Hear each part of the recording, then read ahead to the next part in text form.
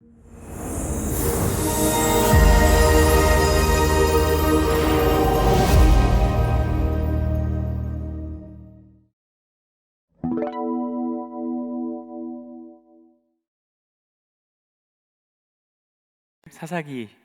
1장 4절에서 15절 말씀입니다. 사사기 1장 4절에서 15절 말씀입니다. 찾은 줄 알고 4절부터 15절까지 천천히 한 절씩 교독하도록 하겠습니다. 그리고 15절 말씀은 합독하겠습니다. 유다가 올라가매 여호와께서 가나안 족속과 브리스 족속을 그들의 손에 넘겨주시니 그들이 베색에서 10,000명을 죽이고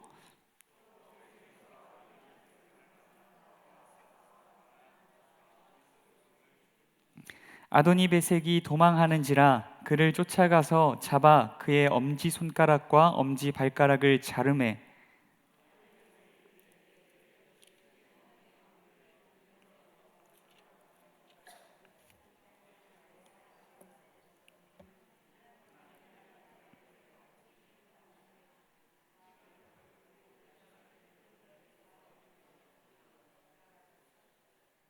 유다 자손이 예루살렘을 쳐서 점령하여 칼날로 치고 그 성을 불살랐으며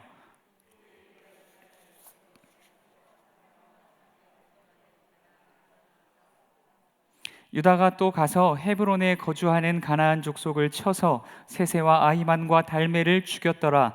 헤브론의 본 이름은 기럇 아르바였더라.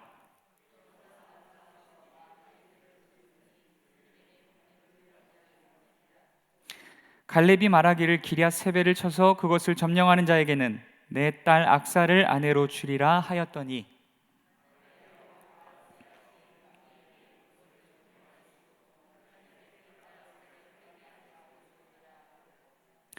악사가 출가할 때에 그에게 청하여 자기 아버지에게 밭을 구하자 하고 나귀에서 내림에 갈렙이 묻되 내가 무엇을 원하느냐 하니 합독하겠습니다. 이르되 내게 복을 주소서. 아버지께서 나를 남방으로 보내시니 샘물도 내게 주소서 하매 갈렙이 윗샘과 아랫샘을 그에게 주었더라. 아멘. 잠시 전할 말씀 위해서 기도하겠습니다. 사랑과 은혜가 많으신 하나님 아버지, 우리가 주의 음성을 듣기를 원합니다. 주님 말씀하여 주옵소서. 우리에게 깨달음의 지혜를 더하시고 믿어지는 은혜를 더하시며 그렇게 살아갈 수 있는 용기와 결단과 능력을 우리 안에 더하여 주옵소서. 함께 하시기 소원합니다. 거룩하신 예수님 이름으로 기도드립니다. 아멘. 여러분, 지난 시간 사사기 첫 번째 말씀 나누었습니다. 첫 번째 말씀의 주제는 아직 끝나지 않은 싸움이라는 주제였습니다. 사랑하는 성도 여러분, 우리에게도 아직 끝나지 않은 싸움이 있습니다. 어떤 싸움입니까? 바로 죄와 세상과의 싸움입니다. 성도가 죄와 세상과 싸운다는 것은 어떠한 의미입니까?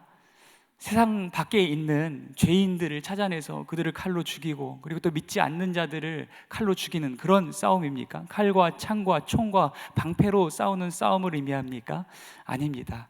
성도가 죄와 세상과 싸운다라고 하는 것은 우리 안에 있는, 나 자신 안에 있는 죄와 나 자신 안에 있는 세상과 나 자신과의 싸움을 의미하는 것입니다.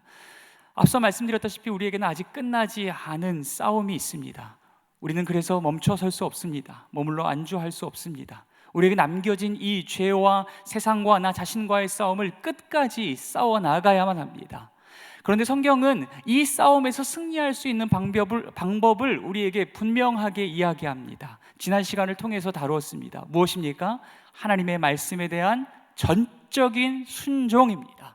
말씀을 있는 그대로 받고 말씀 그대로 순종하는 것입니다. 그렇다면 우리는 어떻게 하나님의 말씀대로 있는 그대로 순종할 수 있을까요? 그것은 무엇이냐면 말씀에 담겨진 하나님의 약속을 신뢰하는 것입니다. 말씀을 하나님께서 우리가 지킬 수 없는 것을 우리에게 저주의 법으로 우리에게 주신 것이 아니라 하나님은 그것을 지킬 수 있는 약속을 그 말씀 가운데 심어두셨다라는 것입니다. 하나님께서 하나님의 말씀을 주시고 그것을 지킬 수 있는 약속을 그 안에 담아주셨기에 우리는 하나님의 약속의 말씀을 믿고 나아갈 때 비로소 그 말씀에 순종하는 삶을 살게 되어질 줄 믿습니다. 그것이 우리의 인생 가운데 아직 남겨진 죄와 세상과 자신과의 싸움에서 승리하는 유일한 방법인 줄 믿습니다. 그렇다면 오늘 본문은 무엇을 이야기하고 있을까요? 오늘 본문은 하나님의 말씀에 순종하는지 순종하지 않는지에 따라서 마주하게 될 인생의 두 가지 갈래길, 그 갈림길을 설명하고 있습니다. 오늘 말씀은 전체적으로 유다 지파가 땅을 얻는 내용을 다루고 있습니다. 그 안에서 두 가지 이야기가 등장합니다. 첫 번째는 아도니 베색, 베색의 왕 아도니 베색이 엄지 손가락과 엄지 발가락을 잘리고 죽게 되어지는 이야기가 나옵니다. 그리고 또한 두 번째는 갈렙의 딸 악사가 온니엘과 결혼한 후에 갈렙에게서 땅과 샘물을 얻게 되어지는 이야기를 다루고 있습니다. 여러분, 이 두 가지 이야기가 어떤 관계에 놓여 있을까요? 두 가지 이야기가 통합적으로 우리에게 주는 이야기, 그 의미는 무엇일까요? 이 두 가지 이야기는 얼핏 보면 아무런 상관이 없는 이야기처럼 보입니다. 그러나 깊이 살펴보면 이 두 가지 이야기들은 이스라엘 백성들이 약속의 땅 안에서 선택할 수 있는 인생의 두 갈래 길, 갈림길을 설명하고 있는 것입니다. 명확히 대조하여 보여주고 있는 것입니다. 곧 죽음의 길과 생명의 길입니다. 앞선 아도니 베색의 이야기는 죽음의 길을 보여주고 있습니다. 또한 악사와 온니엘의 이야기는 생명의 길을 보여주고 있습니다. 과연 그러한지 우리 말씀을 통해서 확인해 볼 수 있도록 하겠습니다. 먼저 아도니 베색의 이야기부터 함께 살펴보겠습니다. 다시 말씀을 읽고 그 말씀에 대해서 함께 해석하며 갈 수 있도록 하겠습니다. 본문 4절에서 7절까지입니다. 우리 본문 4절에서 7절까지 천천히 함께 합독하도록 하겠습니다. 본문 4절에서 7절까지입니다. 시작. 유다가 올라가매 여호와께서 가나안 족속과 브리스 족속을 그들의 손에 넘겨주시니 그들이 베색에서 10,000명을 죽이고 또 베색에서 아도니 베색을 만나 그와 싸워서 가나안 족속과 브리스 족속을 죽이니 아도니 베색이 도망하는지라 그를 쫓아가서 잡아 그의 엄지손가락과 엄지발가락을 자르매 아도니 베색이 이르되 옛적에 70명의 왕들이 그들의 엄지손가락과 엄지발가락이 잘리고 내 상 아래에서 먹을 것을 줍더니 하나님이 내가 행한 대로 내게 갚으심이로다 하니라. 무리가 그를 끌고 예루살렘에 이르렀더니 그가 거기서 죽었더라. 아멘. 이 이야기의 특징은 4절에서 7절까지 4개의 절 중에서 무려 3개의 절에서 죽이고 죽이니 죽었더라 라는 식으로 죽음에 대한 이야기를 계속적으로 언급하고 있습니다. 유다가 가나안인들과 싸우러 올라가자 여호와께서 가나안인들을 또한 브리스 사람들을 유다의 손에 붙여주심으로 유다는 베색에서 무려 1만여 명의 가나안인들을 죽였습니다. 사실 전쟁의 승패는 이미 정해져 있었습니다. 전쟁은 칼과 창과 군대가 아닌 오직 여호와 하나님께 속한 것이기 때문입니다. 여호와 하나님께서 이미 사사기 1장 2절 말씀을 통하여서 유다에게 너희가 올라가서 치라, 너희가 올라가서 공격하라 라고 이야기할 때 뭐라고 이야기하셨죠? 이미 유다의 손에 붙여 주었노라 라고 약속의 말씀을 그 가운데 심어 두셨던 것입니다. 그러므로 이 승리는 유다의 승리만이 아닙니다. 그들에게 말씀을 주시고 그 약속을 신실하게 성취하신 하나님의 승리, 하나님의 성취하심인 줄 믿습니다. 그러므로 베색에서 무려 10,000명의 가나안인들이 유다의 손에 죽게 된 것입니다. 그러나 이것이 끝이 아닙니다. 가나안인들과의 싸움은 결단코 여기서 그치지 않습니다. 여기에서 만족하고 안주할 수 없습니다. 여기서 멈춰설 수 없습니다. 가나안에 있는 모든 가나안 백성들을 몰아내기까지 이 싸움은 아직 끝난 것이 아닙니다. 왜 그렇게까지 치열하게 싸워야만 할까요? 왜 끝까지 싸워야만 할까요? 만약 가나안 백성들을 모두 쫓아내지 못한다면 그들의 우상 숭배의 죄악과 음란한 문화들이 이스라엘 백성들을 침노할 것이고 결국 그들을 변질하게 만들 것이기 때문입니다. 이스라엘 백성들은 가나안과 치열하게 싸워 가나안 땅의 우상과 헛된 신들과 그들을 숭배하는 자들과 또한 그로 인한 악한 풍습과 죄악의 문화들을 몰아내야만 합니다. 그러므로 말미암아 가나안 땅에 하나님의 주권과 통치를 회복하고 또한 그들 자신과 그 땅에 하나님의 나라를 지어가는 사명을 감당해야만 하는 것입니다. 그것이야말로 하나님께서 그들을 택하여 가나안 땅으로 불러들이신 이유이기 때문입니다. 지난 시간에도 말씀드렸듯이 또한 말씀의 서두에서도 말씀드렸듯이 약속의 땅에서의 아직 끝나지 않은 싸움은 단순한 사륙과 정복의 전쟁이 아닙니다. 이것은 오고 오는 모든 세대의 하나님의 백성들이 끊임없이 끝까지 주님 앞에 설 그날까지 싸워내야 할 죄와 세상과 자신과의 영적 전투를 의미하고 있는 줄 믿습니다. 다시 말씀으로 돌아갑니다. 유다가 1만 명의 가나안 백성들을 잡아 죽였습니다. 그리고는 도망가는 베색의 왕 곧 아도니 베색을 잡아서 그의 엄지손가락과 엄지발가락을 잘랐습니다. 고대 근동에서 패전국의 왕과 장수들의 엄지손가락과 엄지발가락을 자르는 것은 그들로 하여금 다시는 무기를 잡을 수 없게 만드는 잔인한 전쟁 풍습이었습니다. 아도니 베색은 이 일을 겪고 7절에서 이렇게 이야기했습니다. 자신의 손과 발이 잘려나가는 상황 가운데서 그가 이렇게 고백합니다. 옛적에 70명의 왕들이 그들의 엄지손가락과 엄지발가락이 잘리고 내 상 아래에서 먹을 것을 줍더니 하나님이 내가 행한 대로 내게 갚으심이로다. 아멘. 아도니 베색은 자기가 당한 일을 어떻게 해석하였습니까? 하나님이 하셨다라고 이야기하고 있습니다. 하나님께서 지금 가나안 가운데의 이스라엘의 목전에서 이 일을 행하시는 이유가 무엇일까요? 하나님이 살아계심을 이야기하고 있는 것입니다. 하나님이 살아계심을 그들의 목전에 보여주고 하나님이 살아계신 이야기를 그들에게 들려주기 위하여서 하나님께서 이 일을 행하고 계시다는 것입니다. 적어도 아도니 베색만큼은 이 끔찍한 일을 통하여서 하나님의 살아계심을 분명하게 깨닫게 된 것 같습니다. 또한 고대 국가들의 전쟁은 단순한 국가 간의 전쟁을 넘어서 양국의 신들 간의 전쟁을 의미하였습니다. 만약 A라는 나라가 B라는 나라를 이겼다면 이것은 단순하게 A 나라가 B라는 나라를 이겼다는 것으로 그치는 것이 아니라 A 나라의 신이 B 나라의 신을 이겼다는 것으로 받아들여지는 것입니다. 지금 하나님의 백성 유다 백성들이 가나안 백성들을 이기고 또한 브리스 백성들을 이긴 것은 그들에게 어떻게 받아들여지는 것입니까? 하나님께서 가나안의 신들을 이기셨다는 것으로 그들 가운데 받아들여지고 있다는 것입니다.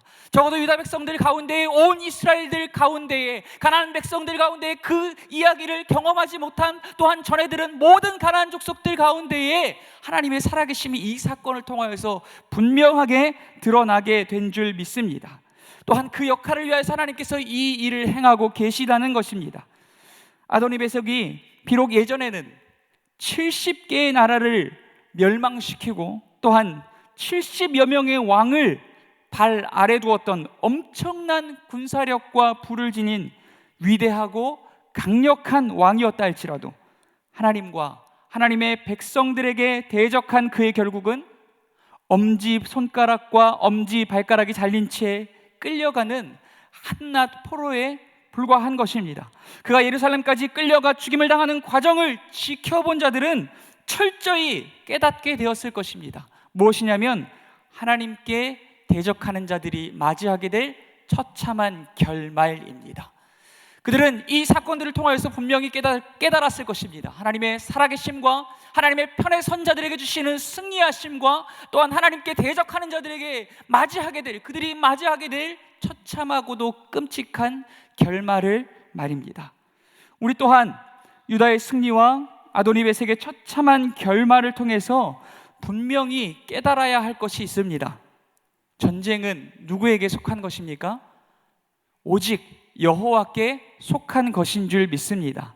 그렇다면 우리는 누구의 편에 서야 하겠습니까? 우리는 오직 여호와의 편에 서고 여호와의 말씀의 편에 서야만 할 줄 믿습니다. 만약 여호와께 대적하는 자리에 서게 된다면 우리의 결말은 아도니 베섹이 맞이하였던 그 처참한 결말과 다르지 아니할 것입니다. 죽고 또 죽고 다 죽임당할 때까지, 다 죽임당할 때까지 끊임없이 처참한 결말을 반복하게 될 것입니다. 사랑하는 성도 여러분, 그러므로 오직 여호와의 편에만 서시는, 여호와의 말씀의 편에만 서시는 오늘 저와 여러분이 될 수 있기를 간절히 소원합니다. 우리 이후 8에서 10절까지, 우리 이후로 8절에서 10절까지 말씀 함께 천천히 합독하도록 하겠습니다. 본문 말씀 8절에서 10절까지 합독하겠습니다. 유다 자손이 예루살렘을 쳐서 점령하여 칼날로 치고 그 성을 불살랐으며, 그 후에 유다 자손이 내려가서 산지와 남방과 평지에 거주하는 가나안 족속과 싸웠고, 유다가 또 가서 헤브론에 거주하는 가나안 족속을 쳐서 세세와 아히만과 달메를 죽였더라. 헤브론의 본 이름은 기럇 아르바였더라. 아멘. 아도니베섹이 죽고 유다인들은 예루살렘을 공격하여 성을 불살라 버렸습니다. 또한 남쪽으로 이동해서 헤브론을 취하였고, 또한 세세와 아히만과 달메와 같은 유명한 용사들을 죽이는 전공을 거두었습니다. 하나님의 편에 선 유다인들은 계속하여서 승리를 거두었지만 보십시오, 하나님께 대적하는 가나안 족속들은 패하였습니다. 불살라졌습니다. 죽임을 당하였습니다.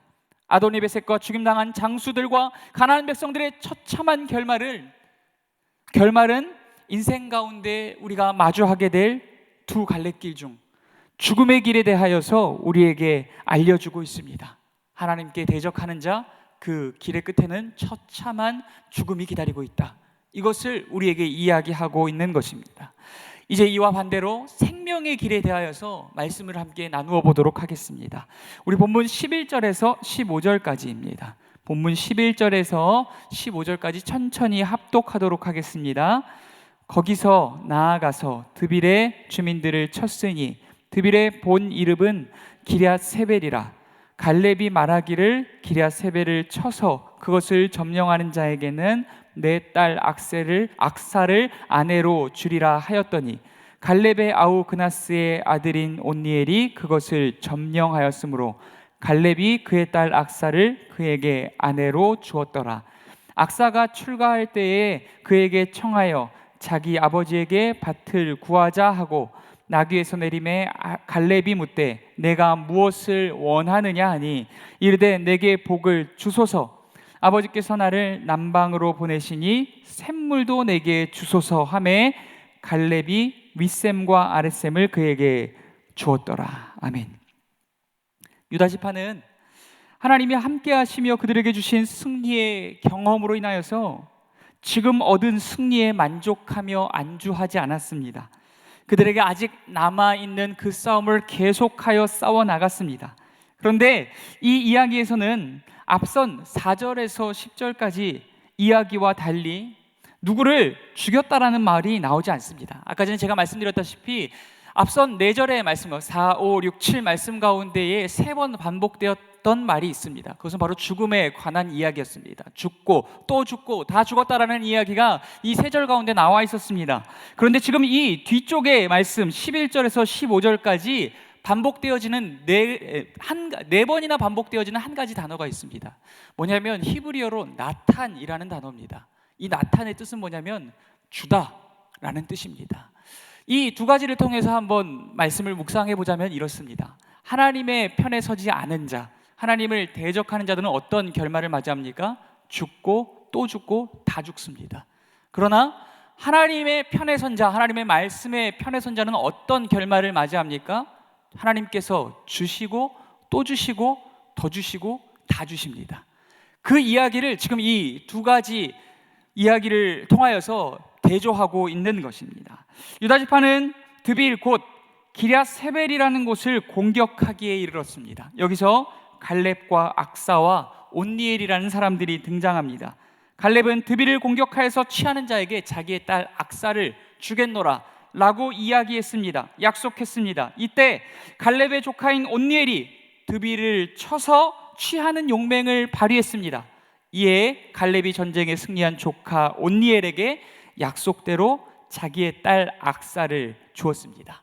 그러나 이는 결단코 단순히 온니엘이 자신의 능력으로 전쟁에서 승리하고 아내를 얻어낸 어떠한 전쟁 스토리, 승리의 이야기를 다루고 있는 것이 아닙니다.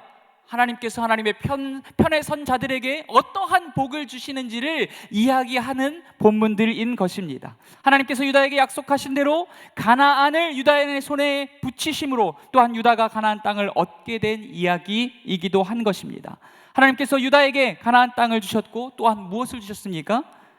갈렙이 온니엘에게 주었던 자기의 딸, 아내를 얻게 되었고 가정을 얻게 되었습니다. 지금 하나님은 하나님의 편에 서고 하나님의 말씀에 순종하는 자들에게 무엇을 주시는지를 보여주고 있습니다. 땅을 주셨습니다. 아내를 주셨습니다. 가정을 주셨습니다. 그리고 하나님이 주신 것이 또 있습니다. 무엇일까요? 우리 본문 말씀을 통해서 확인해 보자면, 먼저 14절 말씀에 보면 갈렙의 딸 악사가 자기의 남편이 된 온니엘을 시켜서 아버지에게 밭을 구하게 합니다. 그녀는 남편을 통하여서 아버지에게서 밭, 곧 땅을 얻게 합니다. 그러나 악사는 여기에서 멈추지 않습니다. 악사는 아버지 갈렙에게 무엇인가를 더 원했습니다. 그래서 악사는 아버지를 만나자마자 나귀에서 내려왔습니다. 여기서 나귀에서 내려왔다라는 의미로 쓰여진 히브리어는 짜나흐라고 하는 단어입니다. 이것은 떨어져 내리다, 그냥 우아하게 거기에서 나귀에서 내려온 것이 아니라 떨어지듯이 내려와서 마치 땅에 박히듯이 엎드러졌다 라는 것을 표현할 때 쓰이는 단어가 이 짜나흐라고 하는 단어입니다. 악사는 도대체 무슨 급한 일이 있기에 아버지 앞에서 나귀에서 떨어지듯이 내려와서 몸이 땅에 처박힐 만큼 절을 하듯이 아버지 앞에 엎드러진 것일까요? 딸의 이 갑작스러운 행동으로 인하여서 갈렙은 이렇게 묻습니다. 내가 무엇을 원하느냐? 그러나 이것을 히브리어로 직역하면 이와 같습니다. 도대체 무슨 일이냐? 도대체 무슨 일이냐? 다 큰 딸이, 출가한 딸이 갑자기 나귀에서 떨어져 내려서 자기 앞에 땅에 엎드러져, 땅에 박힌 듯이 엎드러져 있으니 아버지가 놀란 것입니다. 그래서 도대체 무슨 일이냐라고 묻고 있는 상황입니다. 이 악사는 먼저 아버지에게 이렇게 이야기합니다. 내게 복을 주소서, 내게 복을 주소서 라고 이야기합니다.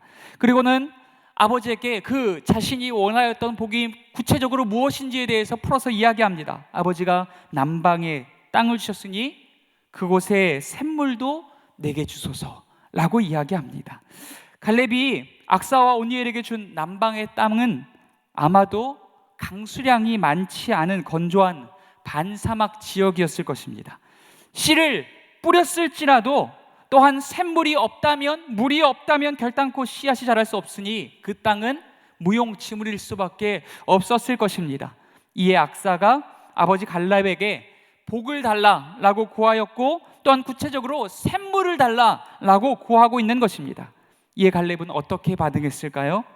성경은 이렇게 기록하고 있습니다. 윗샘과 더불어서 아랫샘까지 주었다라고 기록하고 있습니다. 그녀가 구하는 것 이상의 것으로 채움을 받았다, 하나님께서 주셨다라는 것을 이야기하고 있는 것입니다. 이로써 악사와 온니엘은 생명의 근원인 땅과 더불어서 생명의 근원인 샘물까지도 얻게 된 것입니다. 앞서 말씀드렸다시피 이 이야기는 단지 온니엘과 악사의 가정사를 기록한 것이 결단코 아닙니다. 하나님의 편에 서고 하나님의 말씀에 순종하는 자들에게 하나님께서 얼마나 많은 것들로 채워주시는지를 보여주는 단적인 그림들인 것입니다. 하나님의 편에 서고 하나님의 말씀에 순종하는 자들은 전쟁에서 승리하게 될 줄 믿습니다.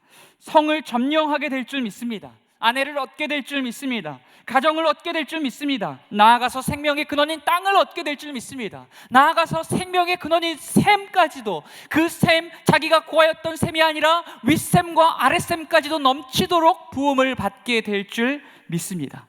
이것이 하나님의 편에 서고 하나님의 말씀에 순종하는 자들에게 주어진 복인 것입니다.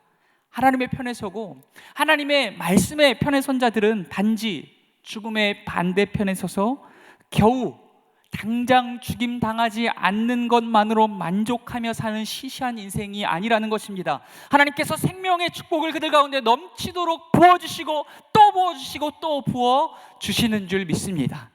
가나안 땅에 들어간 이스라엘 백성들에겐 아직 끝나지 않은 싸움이 있습니다.